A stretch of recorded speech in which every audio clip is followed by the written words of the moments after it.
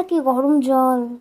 ইস, আমাদের যদি একটা ফ্রিজ থাকতো, রোজ ঠান্ডা জল খেতাম, ফ্রিজে ভর্তি করে ঠান্ডা জলের বোতল রাখতাম।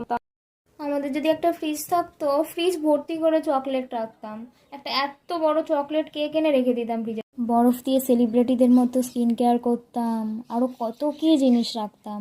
আর যদি গরম লাগতো তাহলে মুন্ডুটা নিয়ে ফ্রিজের মধ্যে ঢুকিয়ে দিতাম।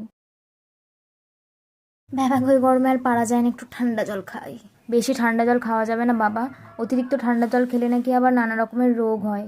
থাক বাবা, রেখে দিই। মনটা চকলেট চকলেট করছে, দেখি ফ্রিজে আছে কি। হ্যাঁ, এই তো। বাবা, এটা তো আমি 1 মাস আগেই খেয়ে ফেলে শেষ করেছি। হায় কপাল, যখন ফ্রিজ ছিল না ভাবতাম যে ফ্রিজ ভর্তি করে চকলেট রাখবো ফ্রিজ থাকলে, আর এখন 20 টাকার চকলেট কেনারও ক্ষমতা নেই। এই গরমে ভাবছি একটু বরফ দিয়ে সেলিব্রিটিদের মতো স্কিন কেয়ার করলে কেমন হয়। এ বাবা,